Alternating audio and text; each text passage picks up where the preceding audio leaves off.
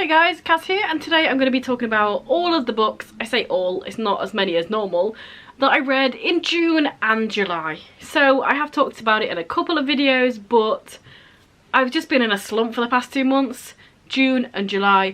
I did end up reading 5 things in June and 2 things in July.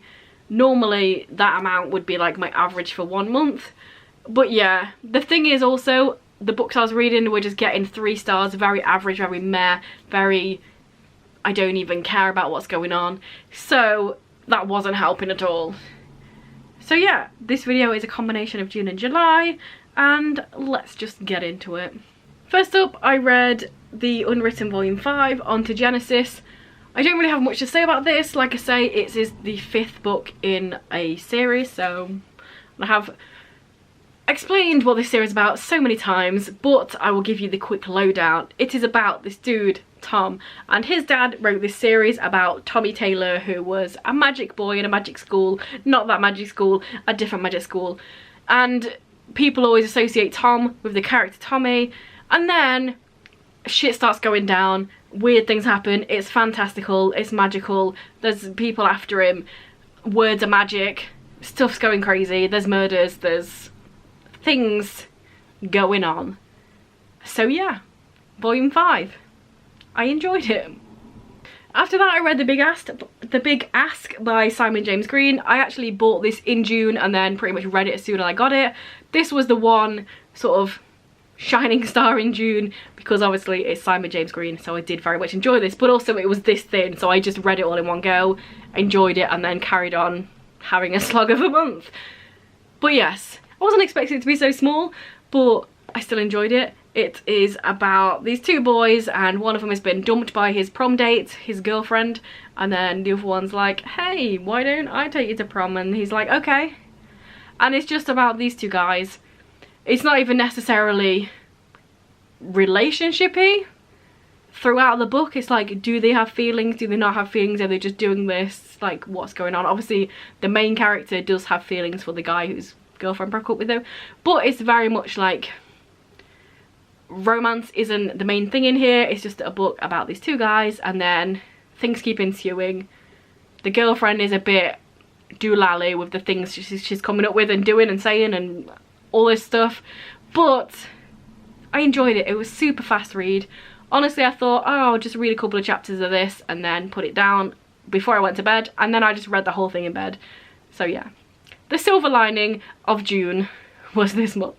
After that, I read The Son of the Star by Rick Riordan and Mark Oshiro. I say after that, this book took me quite a while to read. Like I said, I was in a slump, so everything was taking me ages to read, and also it was alright. I didn't feel like this book had the same magic as a lot of Rick Riordan's books do. First of all, I think it was too long. Second of all, I think the way it was written was not necessarily in the same vein as of his other ones. It didn't feel as fast-paced. It's like, you can't be this long and also not fast-paced, because it doesn't work. I enjoyed it. I gave it like 3.5 stars. I didn't hate it in any way, but it didn't stand out to me. I was hoping for more. There was a lot of miscommunication in the way of, like, it's about Nico. If you know Percy Jackson and this whole series, you'll understand the characters I'm referencing. It's about Nico and his boyfriend Will, and it's just, there's loads of in heads of each characters and them thinking something and then not saying it to each other and then being annoyed at each other for no reason, and it was really annoying because it didn't have the same magic as his writing normally does. And I don't know whether to blame that on Mark Oshiro or not. I've read one Mark Oshiro book and like, I liked it to a point, but then I feel like it jumped the shark a little bit. And what was that book called? 1 second. It's literally 1 second for you. I don't even know why I said that. Anger is a Gift, that's the one. Just Goodreads it. Yeah, I enjoyed that book to a point, and then I felt like it went over the top of what it was trying to say, and then I read in the author's notes that it was originally going to be a sci-fi and then he made it contemporary, and I was like, bro, you should have stuck with the sci-fi because it doesn't feel like it's in real life. Not that that has any bearing on here, but I don't know whether his writing style made me not like this. Obviously he was on board for the LGBT representation, the POC representation. He's a little bit heavy-handed with it, and I don't think it flowed so well. Like, I feel like throughout Rick's other books, inclusivity has been done really well in a way that it's just like weaved through, but this was a little bit smack on the head a few times. Like, one character, like, there was very are you assuming my gender piece in here, and I was like, that's a bit cringy. Like, a random monster said it, not literally them words, but also very much almost them words. But it wasn't necessarily like those things made me not like it, but just it made it even more less Rick Riordan-y than I was already not enjoying. The less Rick Riordan-y-ness of it not being fast-paced, of the characters very much miscommunication, being mardy at each other throughout the whole thing, not talking to each other. There wasn't as many fun characters. A lot of the time there's just like silly fun monsters and creatures in here. There are a few, don't get me wrong, I did give it 3.5 stars. I enjoyed it to a point, but there wasn't enough. The story wasn't enough, and it was really big, but without much content in there for it to feel like it was necessary to be that big. So yeah, it was alright, like most of the things that I read. After that I read So This Is Ever After by F.T. Lukens. This was on the Simon Teens website, I believe, so it was really cool, annoying as well. On the Simon Teens website, because it was June, there was like loads of books to read for free. Normally there's a few books to read for free, but there was loads, and if I wasn't in a slump I would have been like eating them books up, because there was quite a few recent ones as well. There was, what is it called? Is it called Otherworldly? Like the most recent F.T. Lukens books. I really wish I picked that one up, because this one, So This Is Ever After, was average. I gave it 3 stars. Imagine that. It took me ages to read. Imagine that. But yeah, this is about what happens after the quest. It's this gang. There's like everyone you would expect from it. There's the rogue, there's the fighter, there's the main dude who's the chosen one, there's the magician, wizard dude. It's that, and then they've defeated the baddie. What happens after that? So basically straight away they need somebody on the throne so it doesn't get taken from another baddie. So the main character's like, I will just hold the throne until we have the person. And then like loads of stuff ensues where they have to find somebody so they could stay on the throne, so they don't die. And this one again, there was... So, our main character, I read it on my phone. I can't remember anyone's name, so you'll have to just deal with it. The main character is in love with his best friend, who is the magician guy. And throughout the whole book, it's the really annoying miscommunication trope again. But like in a really annoying way, because it can be done in a way where it's acceptable. But this one was just like infuriating. It was so annoying. Like both of them were so annoying in the way that they didn't talk to each other. It was one of them like, oh, we're best friends, we've been friends for so long, we tell each other everything, but also we don't actually tell each other anything important, and it's really fucking annoying. So I don't know if this is a little bit spoilery, but it kind of, I think it tells you on the back that this is what the plot is, but I will just say that bit anyway, so if anyone moans it's your own fault. This might be spoilery. So the whole premise is that the king or queen has to find a partner and like be bonded with them before their 18th birthday, or they will die. So it's very that, and our main character has got like a few months until he's 18, and oh, it was so annoying, because it's like, just fucking tell him, you're literally gonna die if you don't just, but they were like pussyfooting around like, oh no, he doesn't like me, oh he's definitely told me even though he's never actually said the word, so why would I think that he's told me that he doesn't like me? It was so infuriating. And then the other guy was pissing me off. I feel like his name was Adam, but it might not be, because that's just a really common name. I'm just gonna call him Adam. If he's not called Adam, I'm sorry, but the magician guy, Adam, probably, was also like, oh, if your best friend is gonna die and they need to find a partner and like are trying to woo all the other members of your group and you're in love with them, because that's not a spoiler, we know that they're gonna end up together, that's how these books work. Like, how would you not just tell him? Even if you don't think he's in love with you, he's trying to get with one of his other friends that he knows is also not in love with you. So like, what the fuck? Why would you not just think, I'm just gonna tell him that I love him and like we should just get together because like he's got 3 days to live. So instead, I'm just gonna not say anything. And this bit is definitely a spoiler. Sorry if you haven't read it and you want to read it, just wait until the picture's gone. He literally runs away. He runs away like 3 days or 2 days or like 10 seconds before his best friend, who he's in love with, is gonna die because he hasn't got a partner. He leaves. I'm like, what? How can you just run away knowing for the fact that he's either gonna get with somebody that he doesn't love and you're gonna be mardy about it, or he's gonna die and you're gonna be mardy about it? Just fucking tell him. It was so annoying. This book was so annoying. I gave it 3 stars because I quite enjoy the characters, but also it was fucking annoying. So yeah, on to the next one. And the book I read after that was A Million to One by Adiba Jagadar. I did have this, but I've already unhauled it. Unfortunately, I've enjoyed all of Adiba Jagadar's other books. The thing about those other books, 3 other books, they're all contemporaries set in modern times. This book is set on the Titanic, and I don't know whether it's a mixture of not enjoying, well, I do know it is a mixture of not enjoying the characters, not enjoying the setting, not enjoying the way it's written, like just everything. Again, I didn't hate it. I gave it like 3 stars. It was alright, but also it was just like, first of all, it's about a heist on the Titanic. So obviously there's that thing, each chapter is like titled as however many days or hours until the iceberg's gonna hit. So it's meant to have a sense of foreboding, but it doesn't.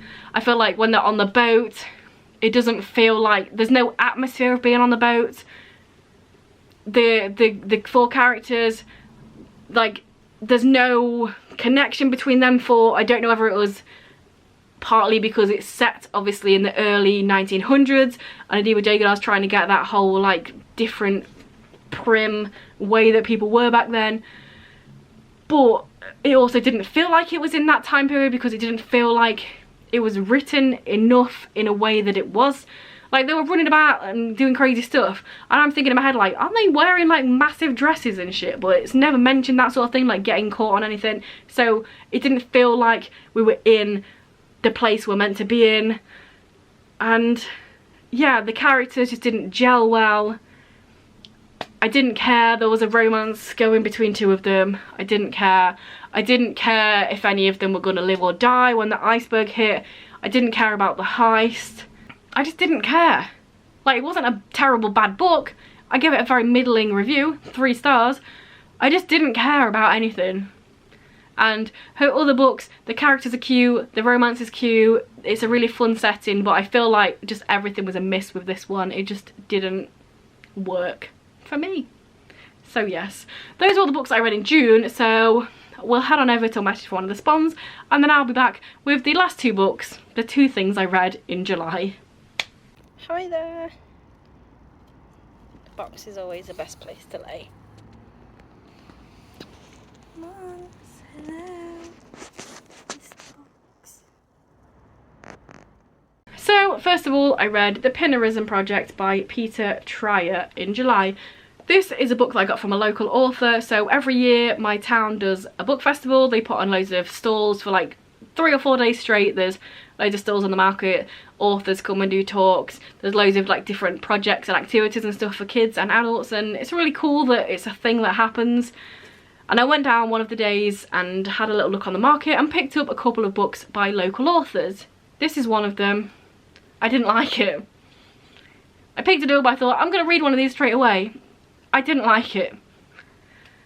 So yeah, Pinnerism. This is a satirical take on racism, pretty much. Well, it says in here, this is a story about cats. Readers who wish to extrapolate to any other species can do so at their leisure, which is a little tongue-in-cheek because, like, obviously people are gonna extrapolate it to racism, because Pinnerism is about cats with big ears being superior to cats with little ears, and it's all about treating them worse. And, well, first of all, I didn't like the way it was written, so I was expecting or hoping for something more a la Animal Farm, but it's these 2 brothers, and their older brother who has short ears gets murdered, and they go to the mum and they're like, oh, this has happened, and she's like, oh, it's probably because of Pinnerism, and they're like, what's that? And she's like, oh, go and ask Frank the cat over there. So then they go to the Frank the cat and they say, oh, Frank the cat, what's Pinnerism? And then he like monologues for a whole page,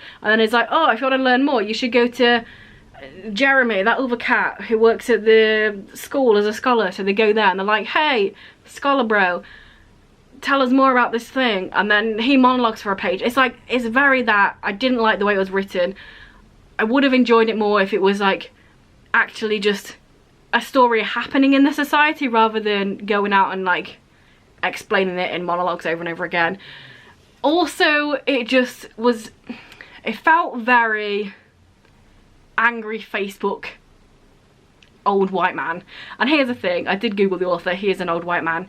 Sometimes old white men can write books about stuff that have things like this in them. This one felt like an old white man shouting at his Facebook groups, oh, you can't say anything anymore, oh, everyone's so offended. It was very that. Like, every character they went to talk to was a cat with big ears, so obviously the ones that have the power. And each of them explained it a little bit, like, oh yeah, people treat them bad, they shouldn't, but also, and then it's always a little like caveat of then also saying something mean about the cats with short ears. And it was just, there was no nuance to it. It was just, it felt like, at one point they went to the police station and they were talking about institutionalized pinnerism and basically like explaining how of course it's not a thing, a few bad apples, and I'm like, bro, don't try and say that institutionalized pinnerism or any other sort of thing isn't a thing. It was just really annoying the way it was written. And then they did that classic thing of there's this one cat who has the short ears who becomes their friend, so it's like, oh, I'm not pinnerist, I have a short-eared cat friend. It was very that, and it was just really annoying. I wrote a big review on Goodreads, so I'm just going to grab a piece of that now because I can't remember exact specifics of some of the things said in here. I wrote them down. Okay, so I'm going to be reading from my phone because I wrote some of the stuff down. So some actual ideas in here that were spoken about and like nobody ever corrected or said it was a wrong opinion, or it was very much put across and then that was the end of it. So short-eared cats are not in power because they like sports more. Yes, that is a thing that is said in here. More than positions of authority.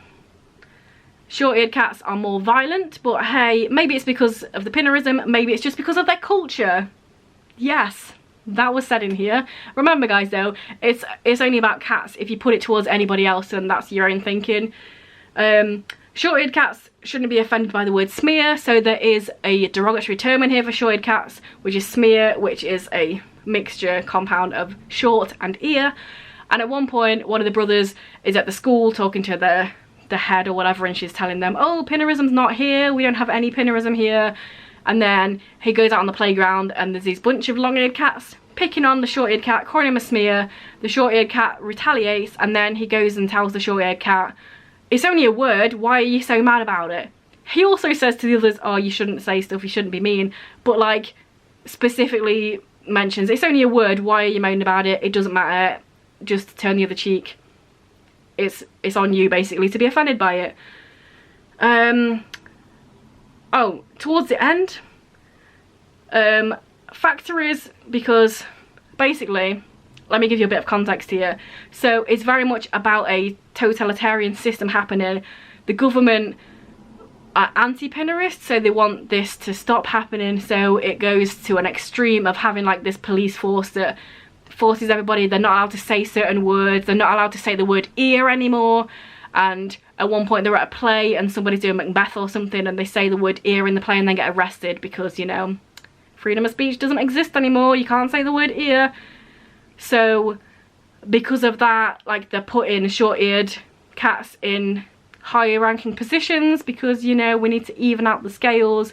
And then a scholar towards the end says factories with short-eared cats at the boss were 30% less productive. But maybe it's not because they're stupid, maybe it's because they're not fit for the job. They're not fit for being the bosses. So yeah, it was very that, and I was not a fan. I don't really need to say anymore, I think you kind of get the gist. Old white man shouting at a wall, but in cat form. I thought it was going to be fun. It's cats, it's satirical, it's about racism. but it's by an angry white man who is mad that he can't say words anymore. I probably should have given it less than a 2, but there were certain bits in it that I thought were written well.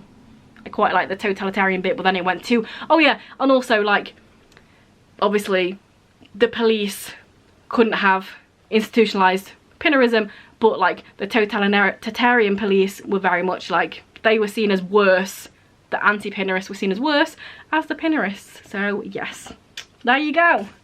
And then the last thing I read in July, I'm gonna have to tell you after I change it. So yes, battery changed, angle potentially changed, but the last thing I read was, you can't tell because this doesn't have a dust jacket, The Darkest Part of the Forest by Holly Black.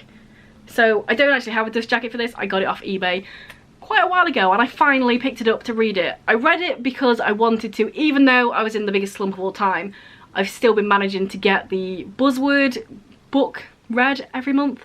Buzzword is a year-long readathon thing, challenge that Kayla over Books and Lala does. Each month has a different word or phrase or thing you have to read. And this one, it was measurements, I think. And I went with The Darkest Part of the Forest because it's the darkest. So yeah. I really enjoyed this book. Yay! I enjoyed a book. Woohoo! I've never read a Holly Black book. I don't think anyway, not to my knowledge, but she's an author that I've heard of many, many times. I know she exists. I know she writes about fae, and this is a book about fae. And I really enjoyed it. I really enjoyed the writing style. It wasn't even like, there wasn't crazy a lot going on. It was very much like character studies of these characters. It's about this sister and brother duo, and they live in a town in the real world that just happens to have fairies in it, or fae. They're not called fairies, are they? Let's not, that's probably offensive. They have fae in there, and it's like, it's a tourism hotspot because people are coming and being like, oh, look at this fae. There's this one fae guy, this prince, who is in a glass coffin, and he's been there since anybody in the town can remember, just asleep in the forest in a glass coffin. So he's very much a pinpoint that people like to come and see. The local teens just like sit around and drink at the weekends on the glass coffin. And these two sister and brothers, I'm terrible at names. What are their names? I don't know. They probably have them now. Hazel and Ben. So bad at names. So yeah, Hazel and Ben have their own like attraction to this. It's very much been a part of their life. They used to go there when they were kids. They used to go out thinking that they were fighting and battling these evil creatures and befriending the good ones. And then also like one of the side characters is a changeling, so it's really cool because they tell these different stories in here a few times, just like certain characters like their mum or somebody else's mum, like somebody's mum that their kid got changed with a changeling, and then she was like, bro, give me my kid back. And then she was like, hey, you gave up your kid, I'm keeping it. So like one of their best friends is a changeling who looks exactly the same as his brother because he was changeling into him. And it's just really cool. I really enjoy just the whole vibe of this book. Like I said, it's not like high on action or high on a big storyline. Obviously there are storylines and things happen. I'm not going to tell you what they are because spoilers, and I don't have the dust jacket, so I don't know what you're meant to know. But yeah, obviously things do happen, but it's very much like more of a quiet book, more of a magical fairy tale-esque, but also centered in the real world because like I said, they're in the real world, but like certain whimsical things happen and they're in this place where magic exists and people come there to experience the magic, and maybe a tourist will go missing every once in a while because the fae leave the townsfolk alone, but if other people come, fair game. But yeah, it was a breath of fresh air after reading so many just meh books. Even the books that I enjoyed that were 3 stars, 3.5 stars, they were still meh in some sort of way. But finally, me showing you this black page, The Darkest Part of the Forest. I really enjoyed it, and I'm glad I finally read it. So yes, those were all the books I read in June and July. I'm hoping the slump is over. I'm reading a couple of books at the moment. I'm not like blah at any of them, so fingers crossed. Yeah, let me know down below anything you've read, if any of these sound interesting, if you got any thoughts, feelings, opinions about anything, let me know down below. And then do the things if you want, like if you want, comment if you want, subscribe if you want, but only if you want. And I will see you in a few days with another video. Bye.